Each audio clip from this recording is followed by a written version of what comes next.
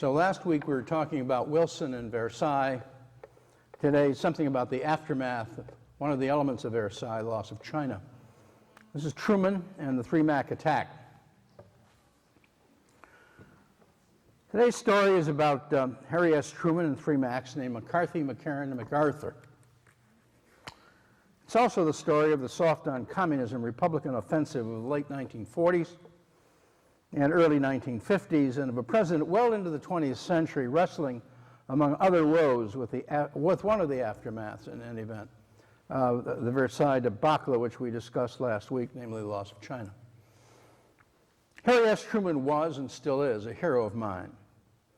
I vividly recall a picture of Truman with that broad Missouri grin on his bespectacled face, waving a copy of the Chicago Daily Tribune. Remember that? The banner headline, "Dewey defeats Truman."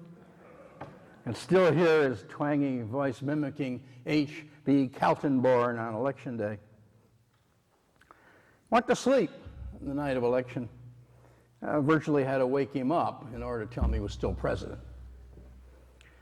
Remember the letter he wrote on White House stationery to excoriating Paul Hume, the music critic of the Washington Post, who had panned Margaret's concert the night before? It started out, "Someday I hope to meet you. When that happens, you'll need a new nose." That's the Harry Truman I loved, the most uncommon man. There were no airs about Truman. Never forget where I came from or how I got here, he said, where I'm going home to.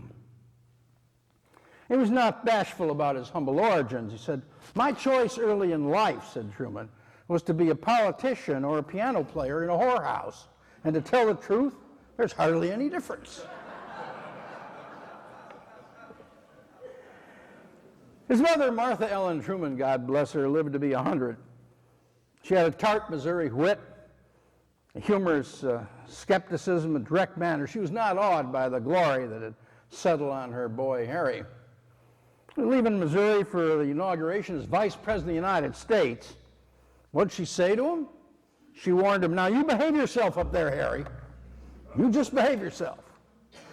Historians have, by and large, been good to Harry Truman. He was a farm boy from Missouri, made good, a man of the people, a man who could give him hell and didn't give a hoot or a hoot about rank, social standing, even about generals of the Army. Even five-star generals, why hometown boy Harry from Independence, Missouri, disobeyed his mother, Martha, did misbehave. He fired a five-star general. Survived, tell about it. "I fired MacArthur because he couldn't respect the authority of the President of the United States," said Truman. "Not because he was an SOB, although he was one." Actually, Truman's language was a bit more colorful. All these things I loved about Truman, and I wholeheartedly agree with biographer David McCullough, who wrote an absolutely magnificent biography of Truman. You ought to read it if you haven't. Concluded that as much as any president since Lincoln, Truman brought to the highest office the language and values of the common American people. But the fact is that upon close examination, and with just a couple of notable exceptions, Harry S. Truman was extremely unpopular during his 2 terms in office. Many of us who lived through his presidency tend to forget that. And this factor had consequences. I felt them, but more of that later on.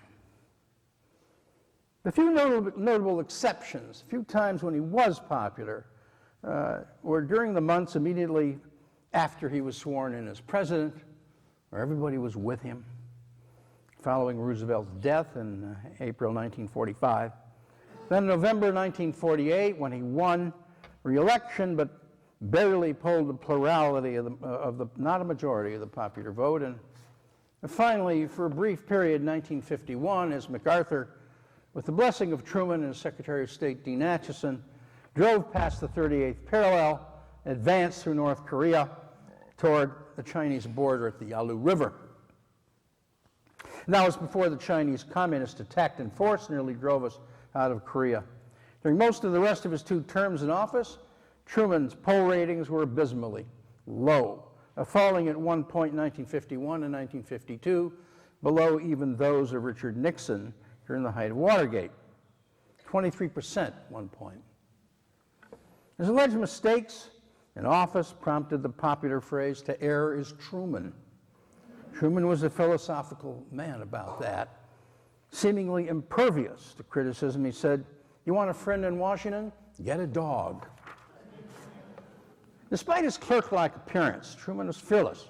The battlefront as a captain in the artillery during the First World War, he was voted by his men to be their lieutenant. They did that in those days. That's how they elected their lieutenants. The testament to his daunting leadership under fire. Ironically, the hero of one fierce battle, which Captain Truman survived in the Meuse-Argonne, was Brigadier General Douglas MacArthur. Fate would conspire to cause their paths cross once again, decades later, far from the Meuse-Argonne. Truman had the misfortune of following in office Franklin Delano Roosevelt, who was perhaps the most charismatic American leader of the 20th century. Life had been going along just swimmingly for Harry Truman. Before the 1944 presidential election, he had just enjoyed a very successful term in the Senate, where he had chaired a committee to investigate excess corruption in the production of war materiel. Although he was relatively unknown elsewhere, he was widely hailed in the Senate as a straight shooter who would abide no phonism, no cronism. This was widely understood, notwithstanding the fact that Truman was admittedly the protege of the infamous Prendergast machine in Missouri. And his political mentor, Tom Prendergast, was now in jail. Remarkably, Truman was still fiercely loyal to the man who attended his funeral. Truman was therefore a surprising choice as Roosevelt's vice president to replace Henry Wallace on the ticket. The other obvious choices were James Burns and Wallace himself. They'd been eliminated. Wallace, because he drifted very far to the left, developed a certain strange mystical trait. And Burns, because he was a Catholic who had converted to Episcopalianism. The Catholic vote was an important segment of FDR's Democratic coalition, which was, you'll remember, Labor, the South, the Catholic vote. Burns from the South had, however, expressed Southern racial views.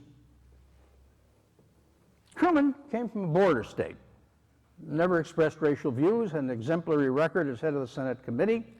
Labor votes were good, to some degree seemed to represent the conservatives in the party, just sort of dropped into the slot. FDR hardly knew him. We can only surmise that FDR felt that FDR was immortal. Regrettably, his doctors did little to dissuade him from that illusion, although they must have known better.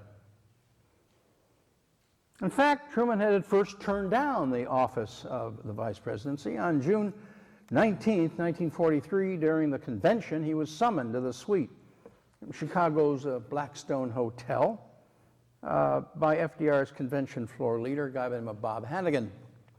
FDR was on the phone, bellowed so loudly he could be heard across the room without a speakerphone. "Bob, have you got that fellow lined up yet?"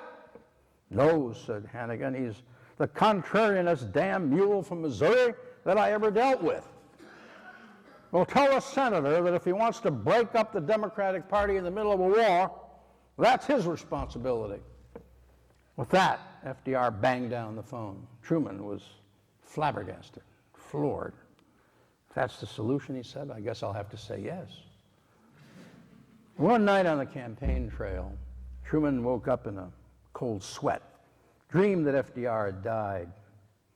Never really thought about it much before, aside from isolated incident, that one. Truman may have been the only major Democratic politician who hadn't thought about it. But by April 1945, Truman was doing just fine in the office of vice president. Good greeter. He was enjoying all of the trappings of the vice presidency, including presiding over the Senate, which he loved, and late afternoon drinking sessions, libations they called them, with the boys in Sam Rayburn's private office.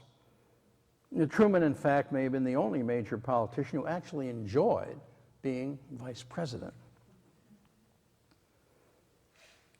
On April 12, 1945, as was his custom every afternoon, after chairing the Senate, Truman retired to Sam Rayburn's private hideaway on the ground floor of the House. unofficially known as the Board of Education. As he was mixing himself a drink, he was informed there was a call for him from Stephen Early, who was press secretary at the White House. Harry, come as quickly and as quietly as you can. That's all. Truman turned pale, ran down the hall between the bronze and marble Civil War generals, and through the echoing old crypt, past the Senate barber shop, up the stairs and out onto the street. Only his driver met him. No Secret Service. I thought I was going to meet the president, he would later say. Truman would not allow himself to think anything else. Perhaps FDR had come back from Warm Springs to attend the funeral of his close friend, the Episcopal Bishop of Arizona, who had been buried that day. 5:25 p.m., two ushers waited at the door of the White House. That was unusual.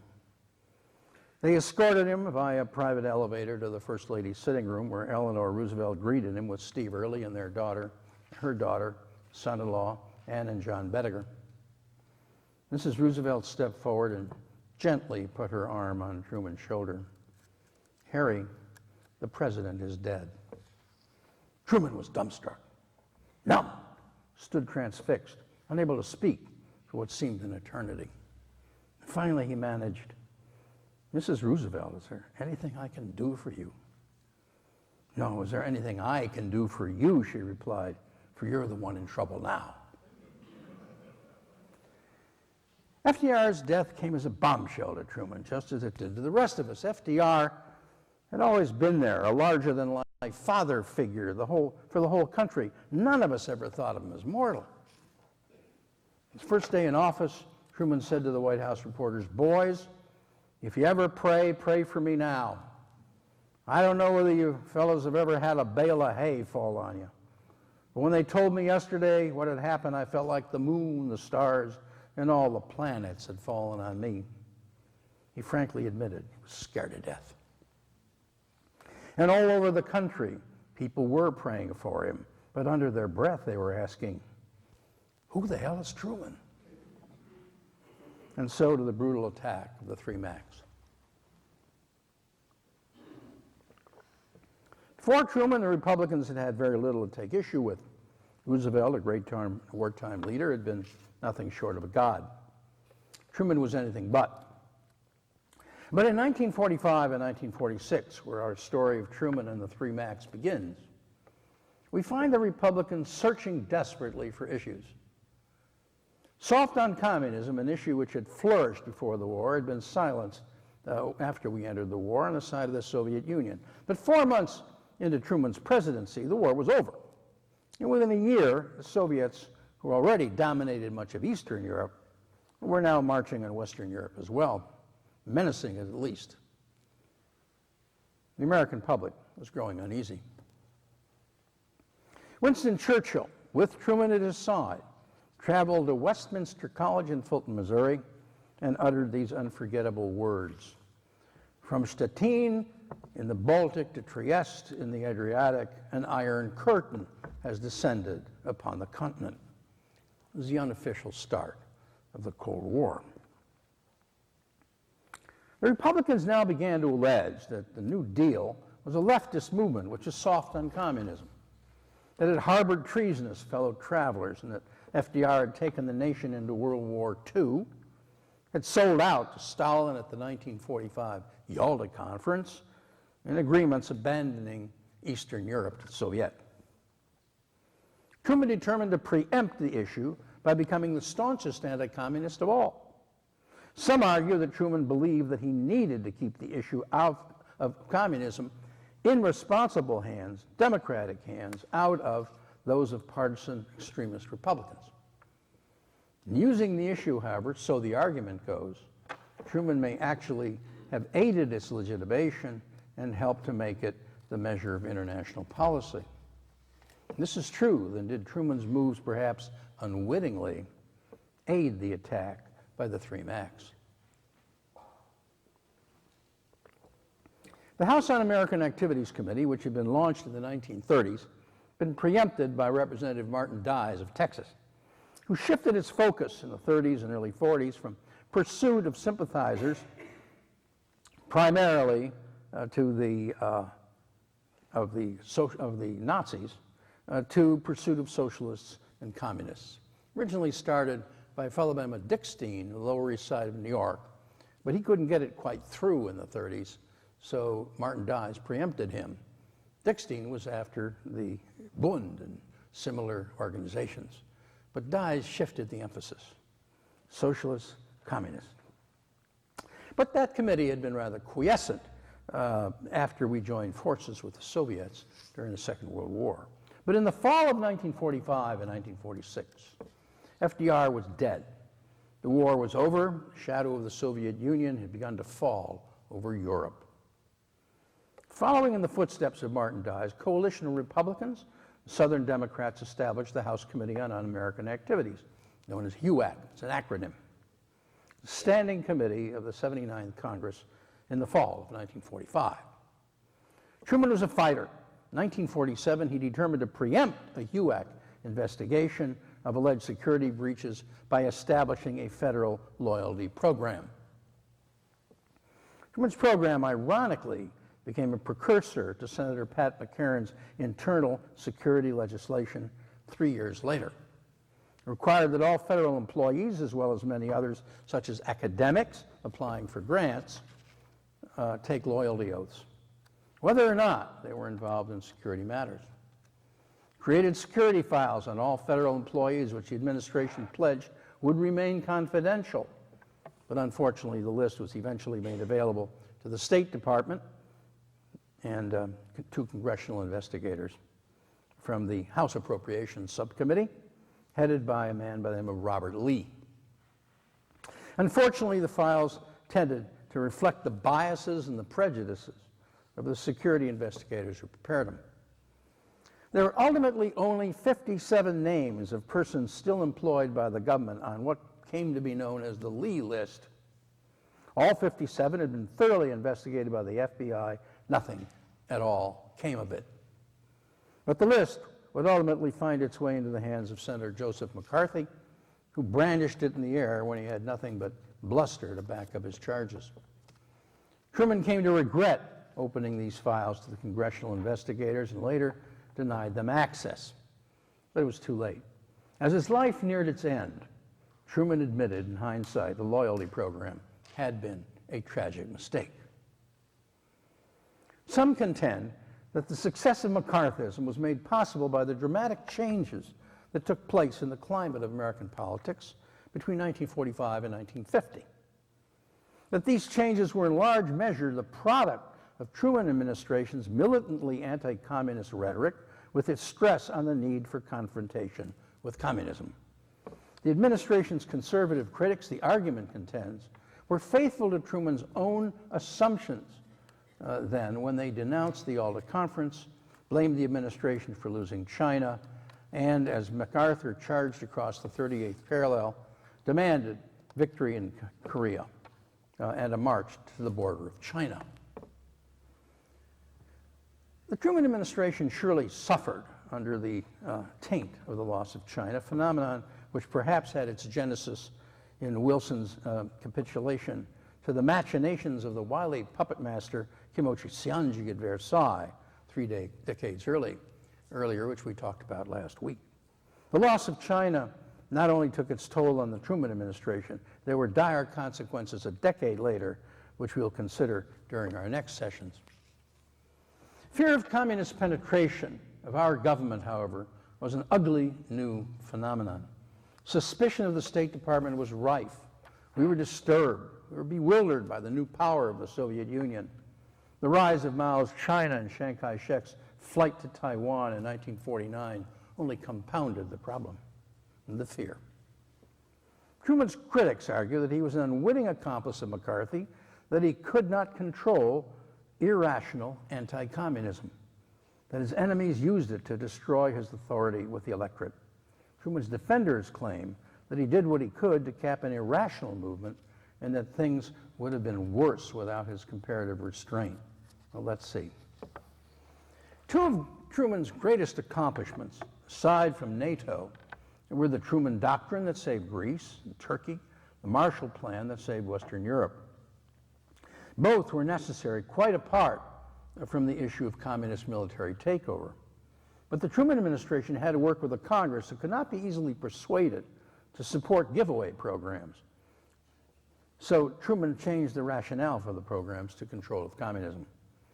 In 1947, when Secretary of State George C. Marshall had first proposed his huge reconstruction package for post-war Europe at a Harvard commencement, he told his audience, "Our policy is not directed against the country or doctrine, but against hunger, not against any country, any doctrine, but against hunger, poverty, desperation, chaos."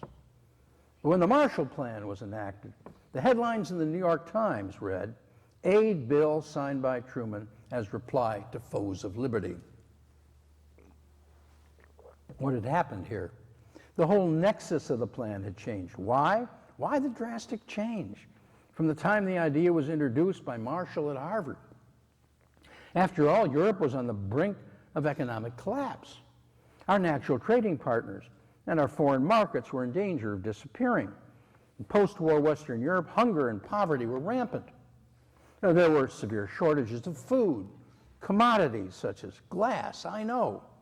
I was working in France in 1949 when a glass wine bottle was worth far more than the wine.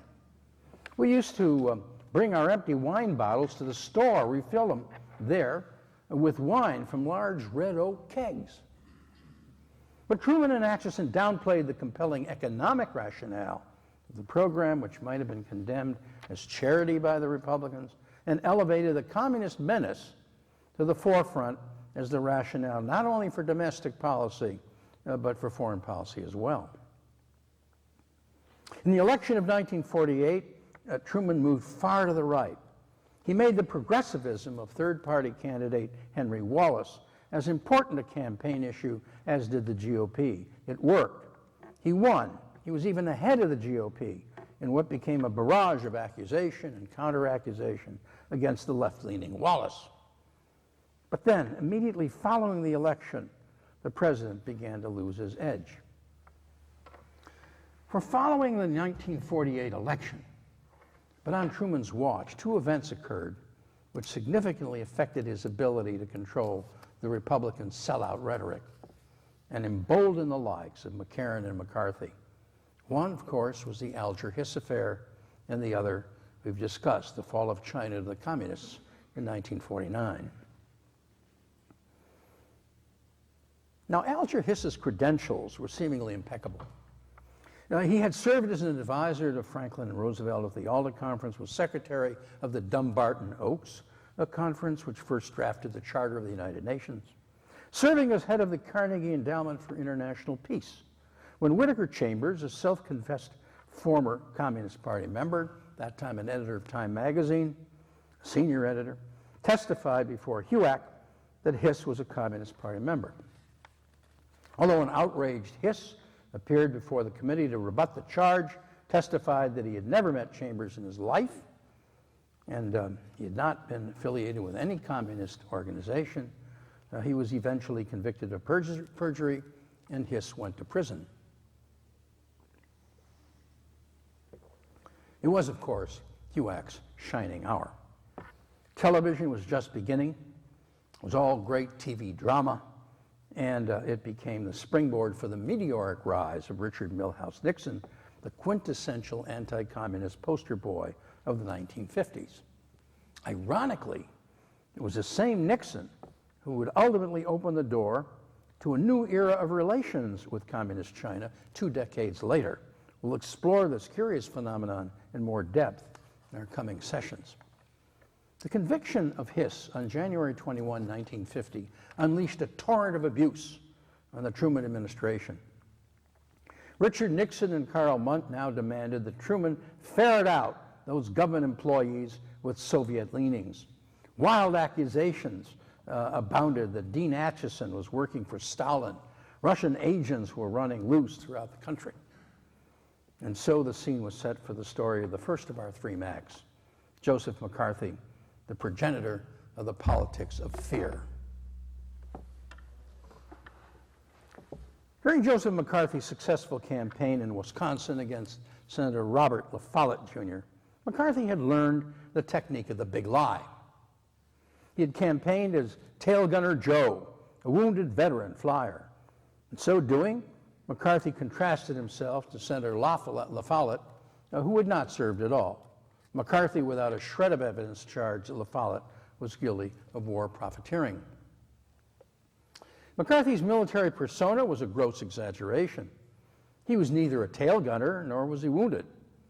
The crew had jokingly nicknamed him Tail Gunner when, as a prank, he recklessly mounted the tail gun of a grounded aircraft and fired off its tail gun into the woods for pretend target practice. McCarthy's wounds were primarily wounds to his libido from a routine Father Neptune induction ceremony, also performed as a joke by sailors on shipboard when it first crossed the equator. At a now infamous dinner in Washington's Colony restaurant arranged by McCarthy to find an issue on which he could distinguish himself, one of his invitees asked McCarthy, "How about communism and government as an issue?" McCarthy pounced on the suggestion. "The government's full of communists," he declared. "The thing to do is to hammer them." Up to that point in his career, McCarthy had played no role whatsoever in the anti-communist crusade. A month later, however, he was on a plane to Wheeling, West Virginia, to appear before the Republican Women's Club on the occasion of Lincoln's birthday. It was not a particularly high-profile audience. Given his stature at the time, it was the best his staff could muster up. But the group and the speech would soon become front-page headlines. Tucked away in McCarthy's briefcase were notes for a hastily assembled speech in which McCarthy alleged he had the list of 205 communists in government. In fact, the list had only 57 names. Sound familiar? From the Lee list. But after his Wheeling accusation of 205 had already made headlines, McCarthy now lied to the press and contended that he had mentioned a list of only 57. McCarthy knew that the operator of the radio station, the only one in Wheeling at the time, on his speech, had erased by mistake the entire speech. When challenged for the names, McCarthy cleverly maintained he was not at liberty to reveal it. He also took the opportunity to demand that Truman revoke the directive closing the loyalty files to Congress, and charged that Truman's failure to do so simply labeled the Democratic Party the bedfellow of international communism. McCarthy had stumbled upon a political goldmine. He was about to assume leadership of a campaign that had been 10 years in the making, but up to that point, not by him. Truman, in attempting to interdict the Republican attack, had unwittingly abetted it by establishing the confidential loyalty files. And although Truman denied H. Huack the use of the files on the grounds of executive prerogative, it was too late. The House committee had already used them in 1948. The cat was out of the bag. McCarthy had an issue. McCarthy had no evidence whatsoever of communists in government when he delivered his now infamous speech in Wheeling, West Virginia. Remember, the 57 had been cleared by the FBI. But McCarthy would soon learn how electrifying an issue this could become. Many of McCarthy's speeches were sheer fantasies, but the political fallout from them was very real.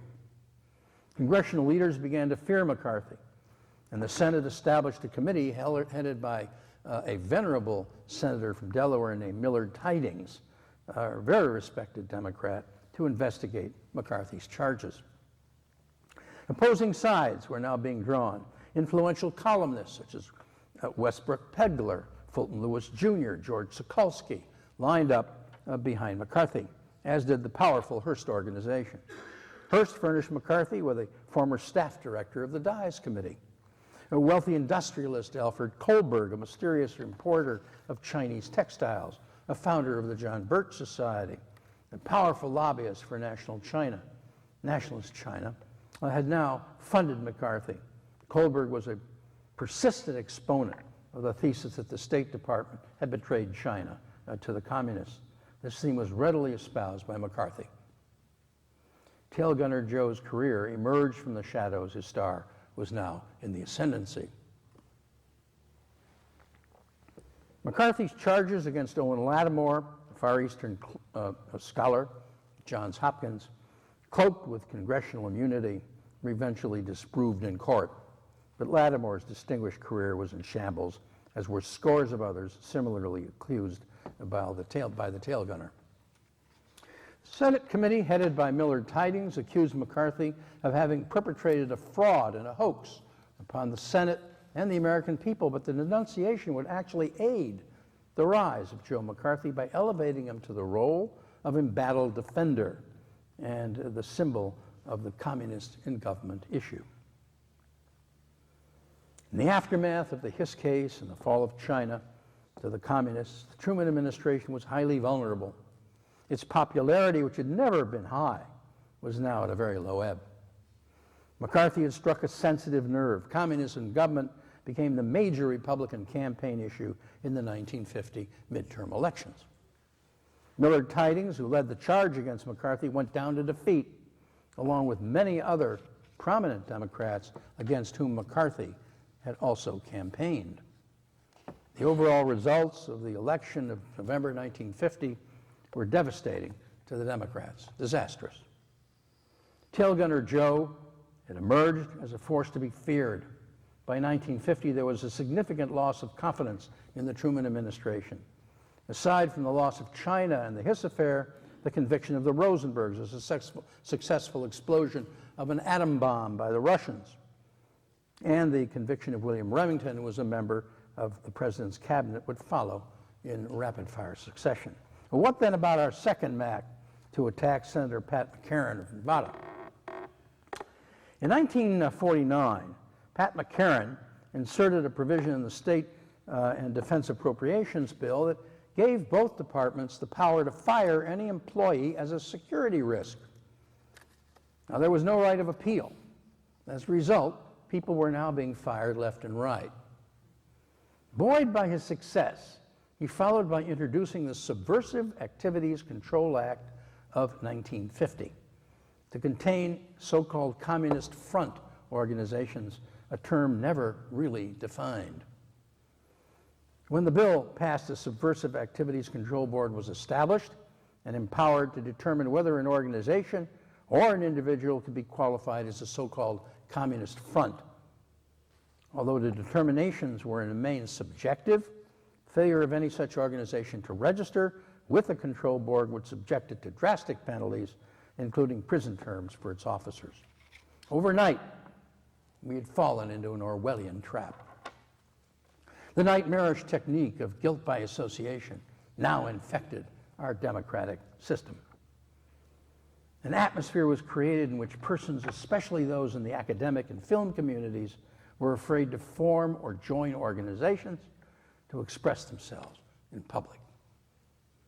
What's the bottom line here?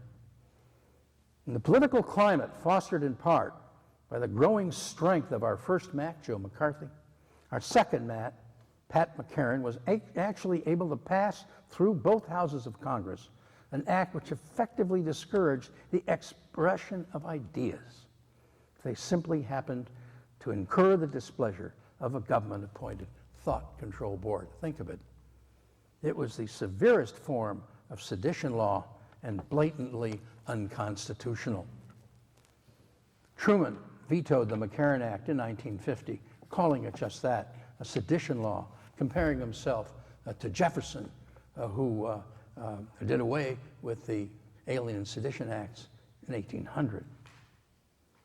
The fact that the act was then passed overwhelmingly over Truman's veto was a testament to the atmosphere of fear and hysteria in the country generated by the confluence of the Hiss case, the loss of China, and the machinations of our two Macs. The bulk of the McCarran Act was eventually ruled unconstitutional. But by that time, 4 million Americans had been screened. Tentative charges had been brought against 9,000 individuals. 3,000 hearings had been held, although only 378 persons were eventually denied employment or dismissed.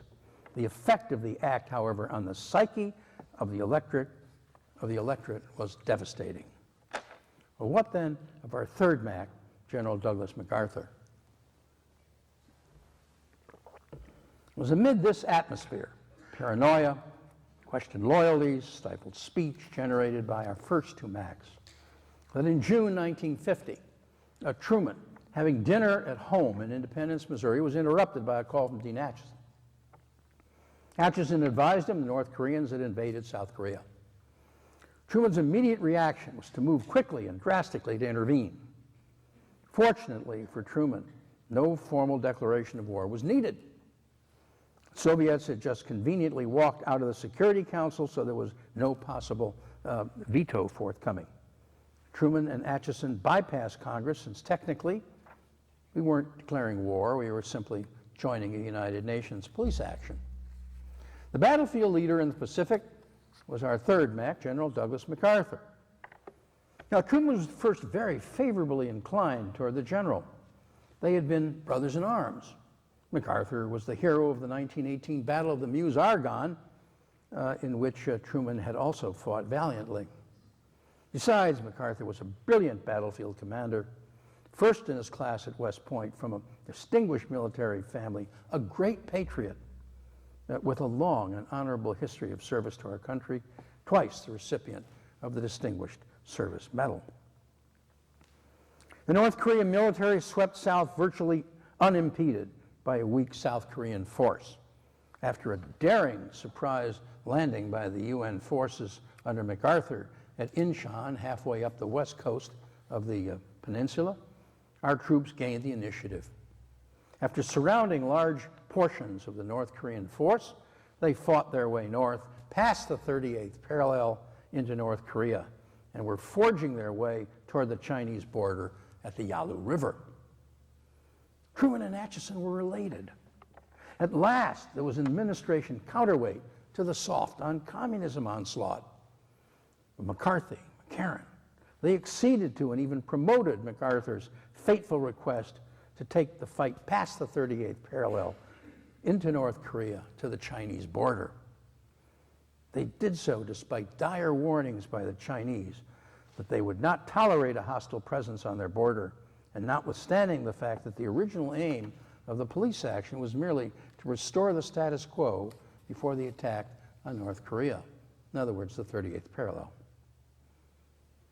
The idea of the unification of Korea by Western powers was beguiling to Truman and Acheson, and American audacity in the field seemed to have been rewarded. Tragically, they had all dramatically underestimated the Chinese.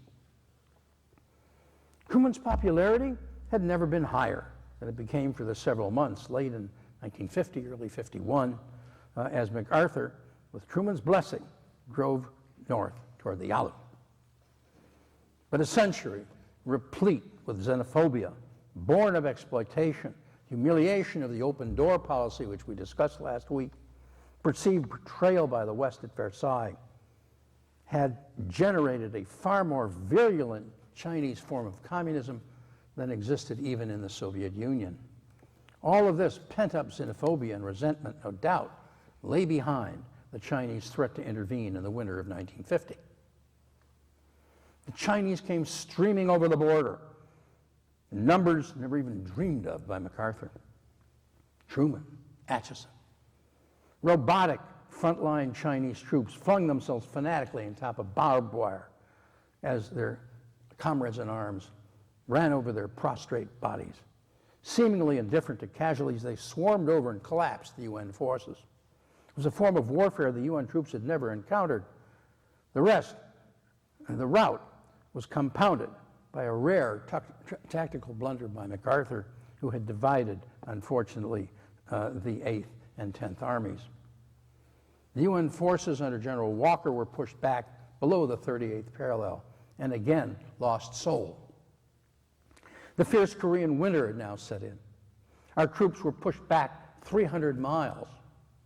They were reeling, disarray, temperatures 25 degrees below zero. Casualties very heavy. Our retreat was being compared to that of Napoleon from Moscow in 1812.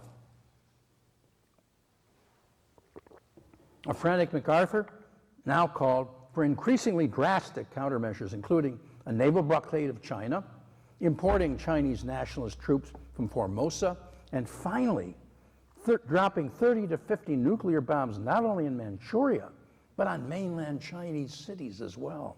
Atomic bombs on Chinese cities. And these entreaties to bomb China, MacArthur had been joined by the Joint Chiefs of Staff in an eerie foreshadowing of the executive versus military alignment JFK would face during the Cuban Missile Crisis a decade later, which we're going to explore next week. These were the worst moments in Truman's time in office. Remember that desk sign that he had, "The buck stops here"? The president alone bore the responsibility for what happened, and he alone would have to answer for it. At a meeting of the National Security Council on November 28th, Harry S. Truman, once a citizen farmer from Missouri, Independence, made one of the most important decisions of his career and of our career. He would not accede to MacArthur and the Joint Chiefs. He would not escalate. He would not bomb China. He would not allow the Korean conflict to propel us into a third world war. Now, Truman was an avid reader of history. Never went to college, but an avid reader of history. Convinced that with both luck and personality play a major role in shaping our destiny. I concur. Lady Luck would finally shine on Truman when General Walker was in charge of the troops, now decimated, dispirited troops. The 8th Army was killed in a Jeep accident in December 1950. General Matthew Ridgway replaced him. And here, Truman finally caught a break. For in a remarkable turn of events, Ridgway, a superb field commander, rallied the 8th Army, restored its fighting spirit, turned the tide of the war. By the end of March 1951, under Ridgway, the UN truce forces had retaken Seoul and were marching northward, but this time they wisely stopped at the 38th parallel. In March, buoyed by Matthew Ridgway's success in regaining the 38th parallel, Truman prepared to negotiate a ceasefire with the Chinese. But when MacArthur was apprised of the forthcoming presidential negotiation to end the war, he released his own unauthorized declaration, proclaimed victory in South Korea, described Chinese military capabilities as hopelessly inferior, threatened an expansion of the war to Manchuria and the Chinese mainland, and offered to meet the enemy commander to arrange an unconditional surrender. Truman was furious. MacArthur had purposely sabotaged the administration's peace plan. Dean Rusk, referring to MacArthur at this point, cited a famous adage of Euripides, "Whom the giants will destroy, they first make mad." Truman bristled, but still did nothing. His reluctance to act was a testament to MacArthur's immense popularity.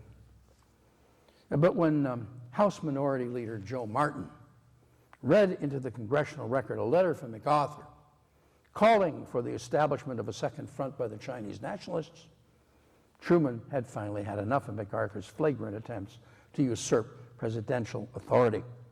In April 1951, he fired MacArthur. Following MacArthur's departure from the scene, fighting eventually ceased and temporary truce lines were eventually agreed upon in a large tent, the 38th parallel, at a place called Panmunjom. Permanent peace has not been entered into this day. Tragically, it's been estimated that Truman's decision to allow MacArthur to strike on to the Yalu, despite repeated warnings of intervention by the Communist Chinese, cost over 30,000 American lives. It was a decision I am convinced was influenced in great part by Truman's fear of being outflanked by the Republicans on the soft on communism issue. It took decades for a monument to finally be erected to the Korean War. It's been known as the Lost War. When in the spring of 1951, Truman finally fired MacArthur, he compared the situation to that Lincoln faced in firing the recalcitrant General George McClellan in the Civil War. Lincoln had said the situation had reminded him loved Lincoln stories of a man who was mounting a nervous horse. And when the excited horse kicked up and stuck his hoof through a stirrup, the man said to the horse, "Well, if you're going to get on, I'll get off."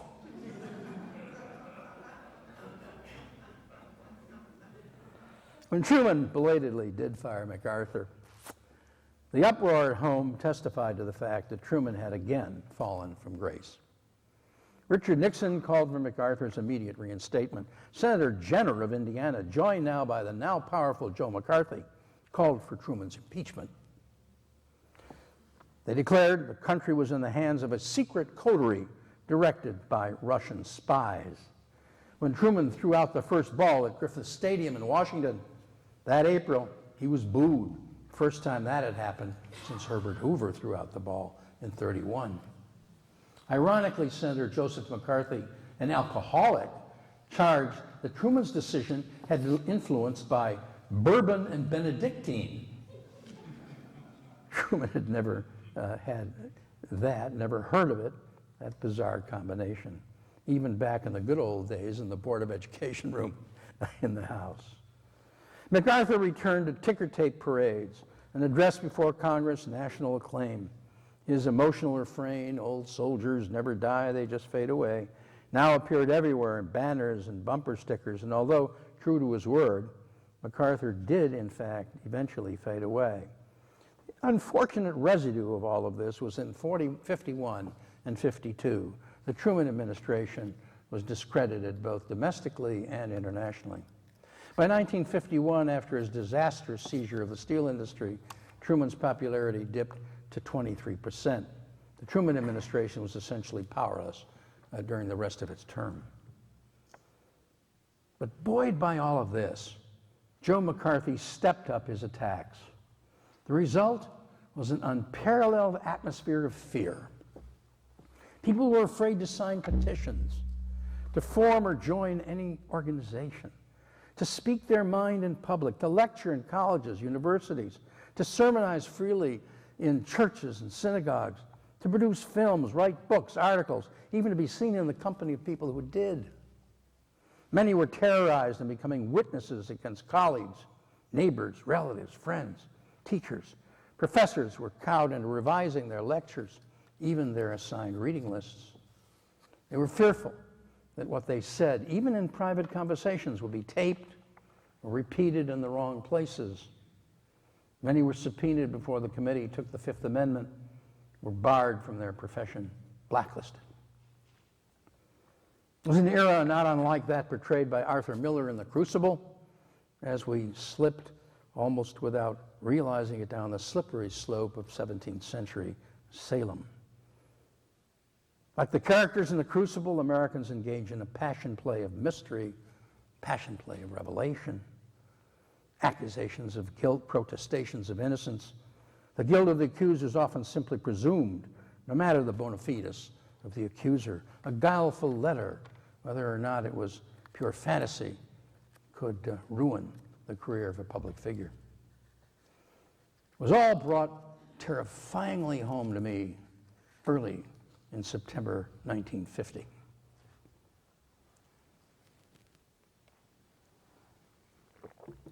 In the summer of 1950, I had been working for the Cambridge Travel Agency as a tour guide in Europe between semesters at Harvard. I began research on what was to become an undergraduate thesis on the pitfalls of Marxist-Leninist ideology. I would focus on how that ideology had become the rationalization for the imposition of the brutal totalitarian regime of Stalin in Moscow. In Paris, I discovered the wonderful booksellers along the banks of the Seine. I needed original source material, texts of Karl Marx's original writings, those of Engels, Lenin, Hegel. Remarkably, the booksellers had many used copies in English and French, and they were available for a pittance. Most were inscribed with the names of students who had no doubt been forced to sell them, pay for their tuition or subsistence. Times were very bleak in post-war France. Well, this was a gold mine for me. So I write all over books. I write in the margins and the insides and inside of the front and back cover pages. I needed my own copies. So for the trip home, I jettisoned most of my packed clothes, giving them away to needy hotel employees, keeping only a few days' supply of dirty socks and other dirty laundry. I filled my suitcases full of books by and about Marx, Engels, Hegel, Marxism, Leninism. Many had abstruse titles like Marx's essay on Feuerbach, but there were also incendiary titles such as Marx's Communist Manifesto. I never thought twice about such things as I packed. Now, I'd been out of touch with the United States since June, busied as I was with taking tourists on 2 so-called grand tours around Western Europe. There was no email then. Telephone communications were handled through overseas operators, an expensive, tedious process. I couldn't afford it. I had not called home all summer. There was no CNN. In fact, there was no television. In June 1950, while I was away, the Korean War had broken out. It was not going well for us that summer. McCarthy and McCarran were gaining great strength. Their attacks were becoming bolder now. During the summer, I had little time to read, and so I had saved a number of copies of the International Herald Tribune, other periodicals, promising myself that I would catch up with them on all the world events on the long, long trip home. Paris, I boarded a plane, settled in, began to read. I continued to read as the propeller-driven Constellation lumbered its way from one runway to another, from Paris to London, and to Shannon, Ireland, Reykjavik, Iceland, Gander, Newfoundland, stopping to refuel at every airport, finally on to Idlewild Airport, New York, which of course is now JFK. The longer the flight took and the more I read, the more I realized that the America to which I was returning had changed dramatically over the summer. At first, I was merely dismayed by the description of the McCarthy harangues, but as the flight grew longer, the McCarthy attacks I read about became more vivid, more unrestrained. The initial backlash in the Senate against McCarthy's accusations had virtually ceased as the Korean War continued. Millard Tydings faded from view. Other opponents been cowed into silence.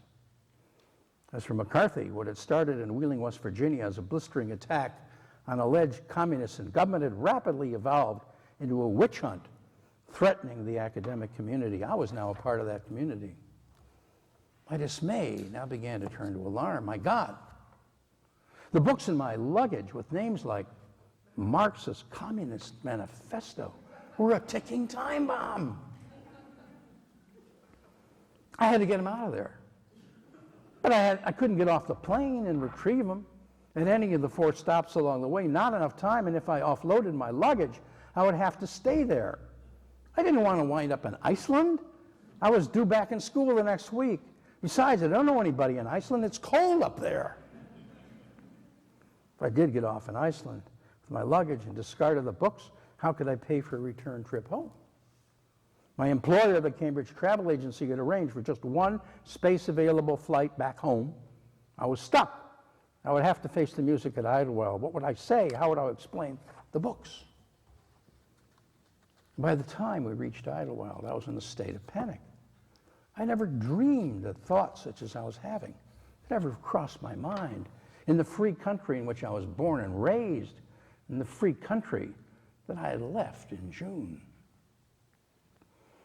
What if I inspected my luggage and found the Communist Manifesto? Would I be held at the airport, denied entry as a suspected subversive, hauled before McCarran's Subversive Thought Control Board? How could I explain to a customs or immigration official that despite carrying home a dog-eared copy of Karl Marx's Communist Manifesto, I was not a wild-eyed revolutionary, that I was in fact working on a thesis critical of communist ideology and supportive of it? But even the thought of making such an explanation was unworthy of me, unworthy of a free-thinking citizen in a free democratic society. I began to wonder, did accused professors or filmmakers have such unworthy thoughts? Was our country no longer free? Was our Bill of Rights in shreds? As I learned while crossing the ocean, careers are being shattered by mere innuendo. And so we landed. The plane touched down at Idlewild. I should have been elated. Home at last. Good old USA. But I was not elated. I shuddered. As I waited in the line at customs, I broke into a cold sweat. When my turn came, a huge, ruddy, complexioned customs officer chose one of my bags, ordered me to open it. I recoiled. This was it. What would I say? Where was that damn Communist Manifesto? As I drew back the zipper, there were the dirty socks, the old underwear. Then, thank God, the obscure-sounding thesis on Feuerbach, sitting benignly on top. Buried somewhere out of sight was the dreaded manifesto. Would he dig deeper? Thank God he didn't. Luckily, the agent never got that deep. Muttered something indistinct, zipped the bag up, marked it with chalk, stamped something or other on a piece of paper, passed me through. I guess the combination of my smelly old socks and stuff were sufficiently off-putting, or maybe the thesis on Feuerbach was simply above his pay grade. I don't know, but he passed me through. I quietly heaved a massive sigh of relief and began to decompress. Duly chastened, I rapidly exited customs. And Idlewild quickly hailed a cab, breathed free for the first time in 24 hours. When I reflect back on those times, I do so with horror, with dismay at the terror that political correctness and thought police, such as we endured during the McCarthy-McCarran era, can quickly bring to a free polity such as our own. We all lived in part in a Gestapo-like atmosphere almost never before known in this country, and thank God, never since.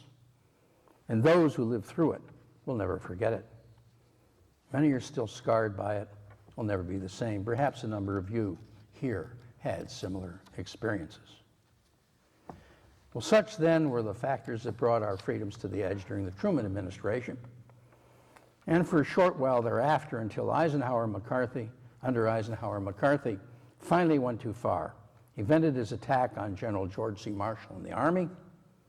He was ultimately denounced by the Senate following his disastrous performance during the Army hearings and a magnificent piece of lawyering by a wonderful old Yankee curmudgeon named Joseph Welch.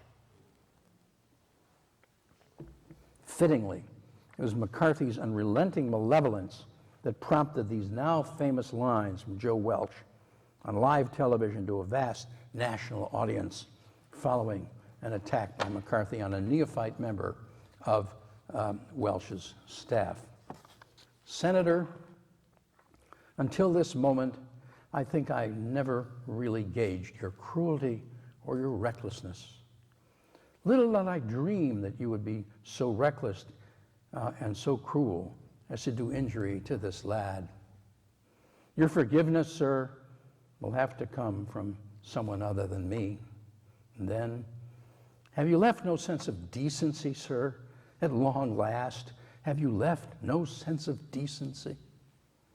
And with that, the now sainted Joseph Welch, having stunned the country and awakened a long quiescent sense of decency in the American body politic, rose, walked out of the Senate hearing room to thundering applause.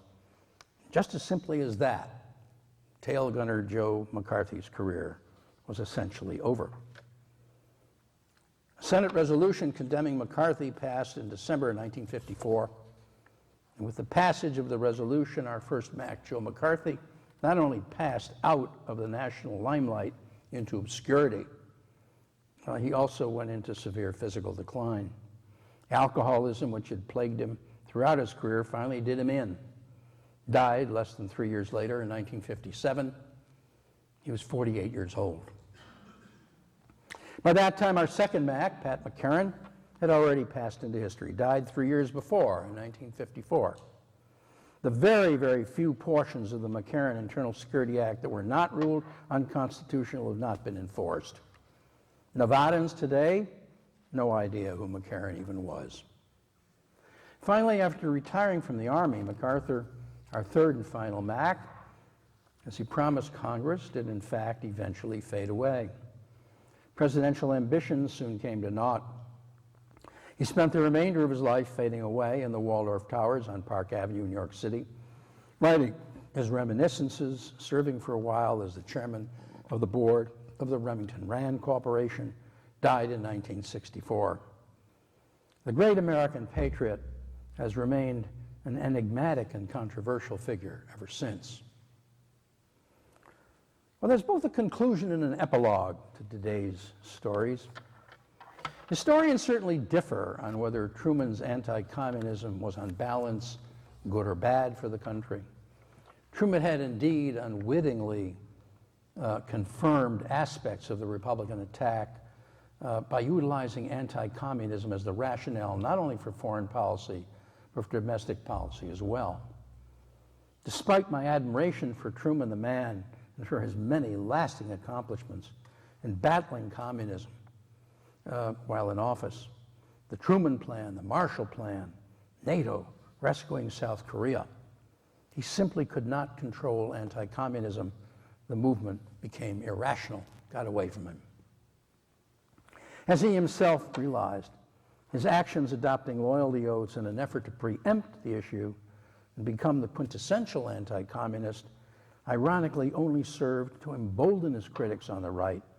He may thus have unwittingly aided the legitimization of the issue. This then may well have helped to energize not only McCarthy and McCarran as well, both of whom he loathed. And finally, by condoning MacArthur's reckless drive past the 38th parallel into North Korea to the Chinese border, despite dire warnings from the woefully misunderstood and underestimated Chinese, Truman and Atchison cost countless American lives. The removal of MacArthur was a necessary and bold and courageous move, but regrettably destroyed the remainder of Truman's administration. But another residue of Truman's reign was that for the first and only time in our history, we had been brought into direct military conflict with Communist China. It's a path on which we were initially launched by our mistakes at Versailles, which we discussed last week. It was a path of conflict which ironically was interdicted by the staunchest anti-communist of all, Richard Nixon. More of that later in our fifth session. Finally, Truman's weakness in this regard, unfortunately, enabled an aura of hate and thought repression unparalleled in our history. It was a vital warning to us all to be forever vigilant, guard against ever falling into such an Orwellian trap. So much for the conclusion. There's an epilogue. There's something about this story that's always haunted me. For sitting in the Senate, observing firsthand the consequences of the onslaught of the three Macs on Truman was a freshman senator from Texas. He had just been elected in 1948 by the infinitesimal margin of 87 votes in a statewide Texas election. In his second book on the Johnson tapes, entitled Reaching for Glory, historian Michael Beschloss recounts how landslide Lyndon Johnson admitted on tape that he knew virtually from the outset that we could not possibly win in Vietnam. Yet he felt an unfathomable compulsion to drive on to rescue what he knew to be a failed and notoriously corrupt South Vietnamese regime. This compulsion which eventually drove Johnson to delusion, paranoia, and a nervous breakdown, and doomed not only his presidency, but a generation of young Americans, many of whom have never recovered. Why? Why this compulsion, which cost the lives of so many Americans in the decades of the 60s and 70s, and so plagued the conscience of our nation? We'll address this issue in depth when we consider the Johnson presidency 2 weeks from now. But I wonder whether the fear of being pegged as soft on communism had perhaps subliminally become an obsession with Johnson as well. Was Johnson then not unlike Truman in this regard, another Democrat who was impelled by this specter to grab hold of the anti-communist issue only to see it spin out of control? It's a chilling thought, but one I'll leave you to ponder as we move on next week to the closest brush with total annihilation in our lifetime, the Cuban Missile Crisis, John Kennedy, Nikita Khrushchev, and an almost missed calculation. Thank you.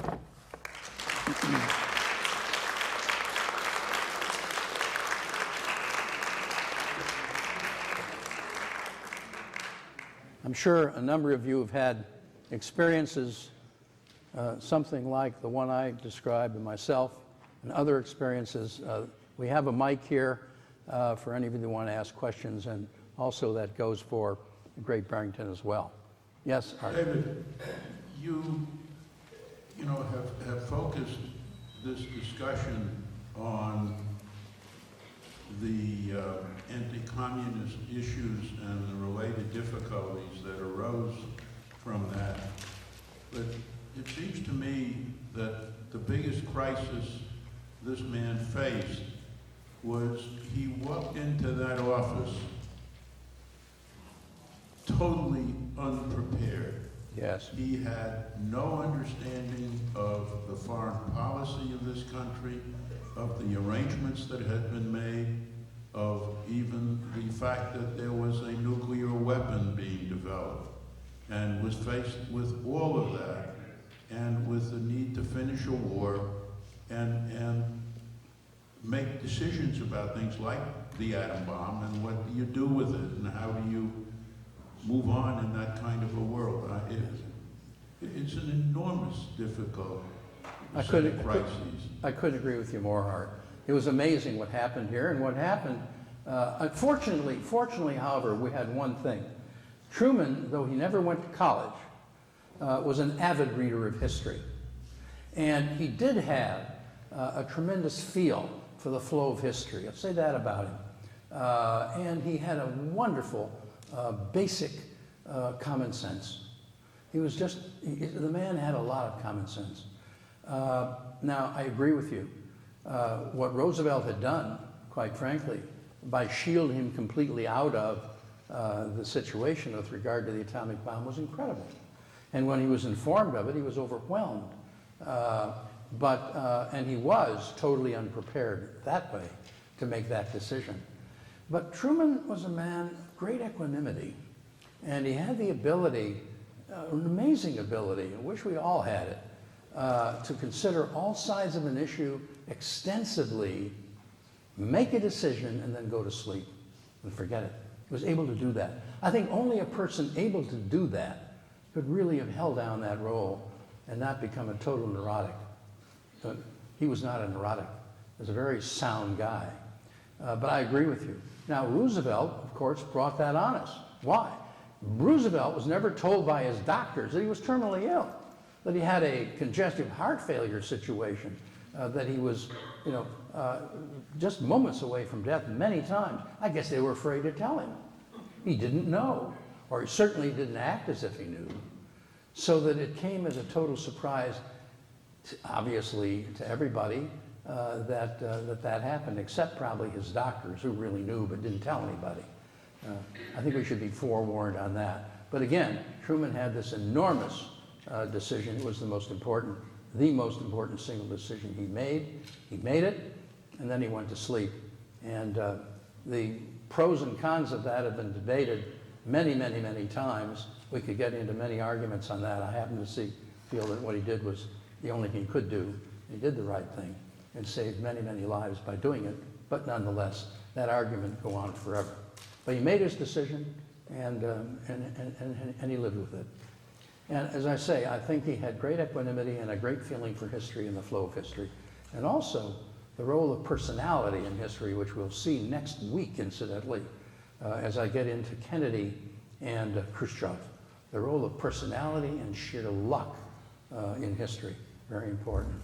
But thanks for bringing that up. That it was, of course, the most important single decision of his presidency. Any other hands up here? Any of you have experiences during the McCarthy-McCarran period, during that very difficult period in time when thought control was prevalent in our land? Be interested in knowing about them. Think about it. It's a very difficult period. We're very fortunate we haven't had such a period since, and I hope we never have it again, but we have to be forewarned. Any Questions from Craig Barrington? Okay, thank you very much. It's been a wonderful having you. See you all next week.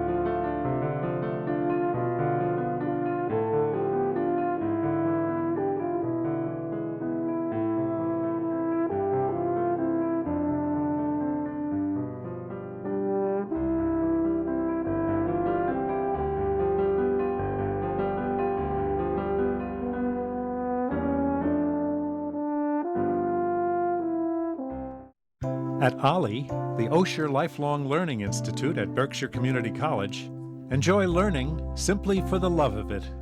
Educational partners Williams College, BCC, Bard College at Simon's Rock, and MCLA provide some of our outstanding faculty. Take a class in the arts, history, literature, and so much more. Contact OLLI today. Meet new friends. Keep your curiosity alive.